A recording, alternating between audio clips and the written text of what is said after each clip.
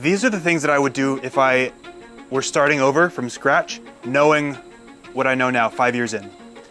It's 3 very simple things. First step I would be doing is I would be planting support species globally. What does that mean, planting support species globally? Everywhere. It could be rows if I have access to subsoiler, if I have access to the equipment, if I know how I want my management to be structured. So management depends on equipment. Are we doing machete management? Are we doing brush cutter management? Are we doing ride-on mower management? Are we doing... So that part's context dependent on you and your site, right?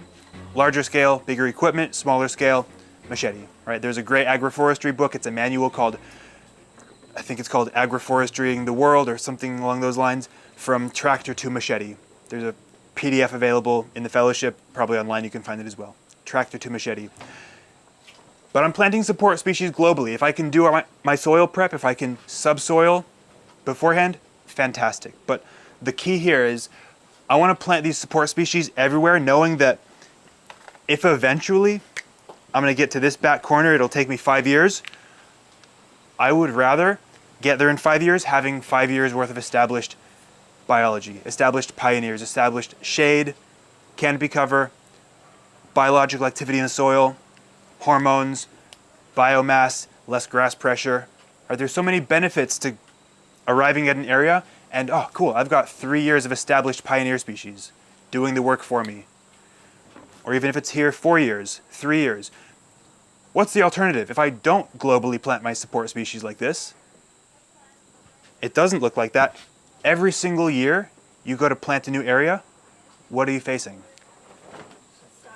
Starting from scratch, grass. So that one action that I'm taking, it's a small thing, but it's a big thing. Support species globally. And so that's whatever your mix is. If you've got access to eucalyptus, if you've got access to these acacias that we're looking at, if you've got access to the Mexican sunflowers, it doesn't have to be perfect because you can always adjust things, but they're going to have so much function because that's where they want to thrive. And if they're not thriving, fine. You picked the wrong species, that's okay. But you're using this as your opportunity to look at, identify your local weedscape. We all saw the road coming up here, Mexican sunflower all along the walls. We look and see what weedy trees are popping up, weedscape. Those are the species we're selecting here. We're not worried about putting the high value stuff in. This first step is so important and I wish that I had done this. Like if I could go back 5 years, I would say, yep, plant X nitrogen fixer, X herbaceous thing, bonnegrass or Mexican sunflower, and eucalyptus everywhere. That would cover me if I just did those 4 things. 2 tree species and 2 herbaceous or a shrub support species globally. That's step 1. Step 2, and that's just to make your life easier down the track. And it's to incentivize you to, you get to year 4, you're like, oh, I'm exhausted of like starting from scratch every year. But next year will be easier because we have support species there, doing the work, preparing the site. That's the first thing I would do. The second step is this.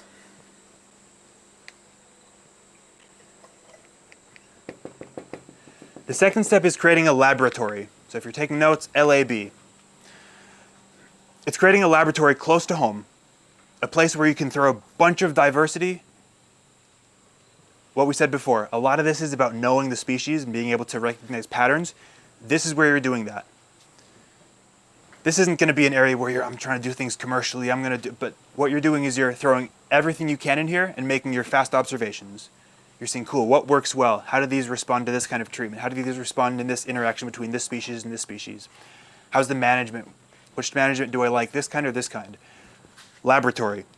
And every year, you're extending your laboratory, right? You're extending. The next year, you've got support species there that are a year older. Year 2, you can probably take on more capacity, right? Your skills develop. By year 3, you can take on more. You can install more effectively. You can manage more efficiently. So by year 3, maybe you're taking on bigger areas and your laboratory expands outwards. But in year 1, planting globally and planting a really dense, super diverse laboratory to learn, get feedback, and experiment. That should be a local library of all the species in your area. Like, don't discriminate. That's something that phrase has been thrown around a lot today, is non-discriminatory planting. Right? If we have a seed, if we can find a seed on the roadside or a friend gives us a seed, we're going to plant it and we're going to just see what happens. non-discriminatorily. That's your laboratory. You're planting support species globally. What's the third piece of this puzzle? A lot of it has revolved around cost, right? If you look at, cool, what's the expense to plant a big system all at once versus if we just plant our support species, our pioneers globally, and then do things intelligently, how can we reduce that cost by a factor of 10? Exactly. Now the strategy that I like to use is either direct sowing, or what I also like is sometimes the site's not ready. Sometimes the support species are still doing their thing. My favorite method, yes, combined with planting directly, is also, what color are we going to use? Who knows what I'm drawing here? A box, yep. And who's seen this box before? Air prune bed. And so if we look through the box, we can see it's actually got shade cloth and hardware cloth as the base. Who's seen this video or any content about these? About a third of us. Fantastic. Maybe half. Air prune beds are a fantastic way to be keeping your nursery investment, time, and energy very low, while also satisfying that need for, cool, I've got this big area that I want to reforest, make it productive, potentially even commercially, but the site's not ready, but I've got the seeds now, and so I want in 3 years to be able to plant a large area. I want my trees to be ready, and I want the site to be ready. And I want to have knowledge and understanding of how these species interact. So all three of these different functions, these actions, are aligning beautifully. Planting your support species globally is paving the way for that pathway. It's preparing the site, whether it's for year 2, year 3, year 4, year 5. Right? It's doing that work in the background. You don't really have to think about it. You don't have to think about irrigating it, because if you have to irrigate your support species, you've probably chosen the wrong ones. When it comes time to plant your target species in the globally planted support area, would you just plant that underneath the canopy that's already there with the supports? Do you think you'd do any intervention at all as well? I'd probably be doing that on some kind of intervention. Okay. And so maybe I say, I'll complete this thought on the air prune beds. For those who are really like, what's an air prune bed? What are we talking about? It's a box about knee tall, right? It's deep, filled with soil. The bottom is mesh and hardware cloth. So what happens is when you fill it with soil or potting mix, don't spend all that money on potting mix. You don't need a lot of nutrient content in this soil, because a lot of these fruit tree seeds, they have their own energy source. So they can just germinate. I used river sand in my first few. They worked great. Like no nutrients really. Seed did the work for the first year. I'm filling these air prune beds up with a medium that's free draining.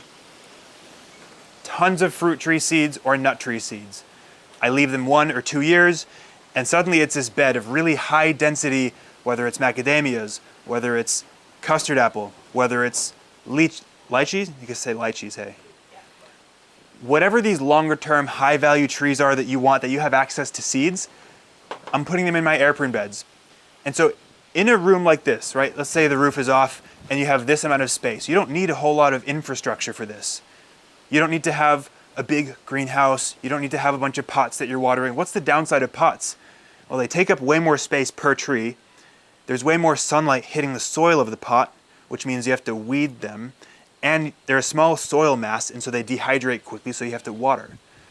Versus an air prune bed, huge soil mass, doesn't dehydrate. As soon as all these seeds germinate, their canopy closes. Like it becomes a forest of these little fruit tree seeds. So then suddenly you don't have to water it. You don't have to weed it because there's no sunlight getting to the soil itself because it's closed canopy. It's suddenly just a box that I can neglect for a year. I come back and suddenly I've got a box of 200-300 fruit tree seeds, like high value trees that I've done no work for. I built a box and I found some seeds. And so in 2 years or 3 years, when this box is ready, that aligns nicely with, hey, look, this site over here that I haven't yet planted is also ready and begging to be, all right, cool. I can put these ingredients together, and I've taken all my skills and experience and learnings from here to know what other species I want to incorporate. Maybe I've done some propagation from these materials as well. And so this is how I would, if I were starting again 5 years ago from scratch with everything I know now, this is how I would apply it. You got a question? Does that mean like keeping it off the ground so Yep, so I'm raising it up on little sleepers, and so it's just like this much off the ground. It allows the root to go through the mesh and the hardware cloth. It hits the air and it self-prunes. And by mesh, you mean like a metal mesh? Metal, not chicken wire, because it's more firm than chicken wire. It's hardware cloth. Little squares. Yep, little squares. Second question, how do you disentangle all of those? Great question. Yep, I like doing it with a little like half-size trowel or a shovel. I just like stick it in, pry it, and I'll bring a block of like 10, 15, 20 trees out. And so for example, if I'm doing an installation at my site, I'll bring that block of 20 trees. I think, yep, I want to plant all of these. I'll put them in a bucket of water, and I'll just carry that bucket of water, trees, and soil around with me. All right, put one into the tree line here. What I carry with me is like a metal rod, and I just like, I'm not digging a bunch of soil, I'm not turning anything over, I'm just hammering a rod about this deep into the soil. Makes the perfect size hole for those nice branched root systems, because that's also the benefit is when you have a pot and you like ignore the tree in the pot, what happens to the root system? Root bound spirals, not great for the tree. Versus here, because it's self-pruning, it becomes this nice little branched root system, nice taproot still intact. So I pull them out of this wet bucket, drop them straight into the hole, close it up, the tree's happy. Well, I've never heard of self-pruning, like...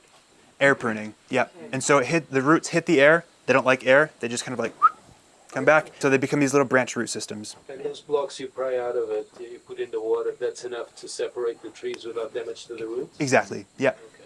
Yep. Yep. The water just loosens everything up. You can like, you can shake a single tree and it'll just like come out of the soil. And you're not really watering that box? No, I will put shade cloth over it. Right. How long can you leave them in there for? 2+ years. I've got a box of 3-year-old trees that I'm like, I should probably plant you guys, but like the deeper the box, the longer you can wait. And how big will they be after that sort of time? They'll be like, the roots will go down to the depth of your box. But the plant above the ground? Yeah, okay. This right. big? Yeah. Yep. So I've got a friend who makes like deeper air prune boxes than me. He makes them like this, and his trees get like way bigger than mine. And what sort of density are the saplings? Crazy density. Okay. Yeah, like. Yeah, it's just a little forest of whatever species. And so what I'll do is and I help larger scale projects in this way. I don't like try and make money by selling a bunch of trees. I just like help them set up an array of air prune beds, and then I'm like, cool, go here, collect these fruit trees when they're like in season, eat them, and then put all these trees, I'll label it, peaches from X road. Cool, put all your peach seeds in here. Leave them, we'll accumulate, we'll get the site ready, let these grow. When they're dormant, we'll come in, boom, smash them in when it's ready. Why I haven't seen this video? Just before my trip. Do you want me to tell you? Just before my trip, I prepared 50 pots. So here's what I did. I tried actually like recording this video and like verbalizing all this and making it, and it was just garbage. Just like I couldn't get to the point. And so this is the third time I've explained this to a live audience, and it's getting more dialed every time. So thank you for being the guinea pigs. I'll probably just upload this directly to YouTube.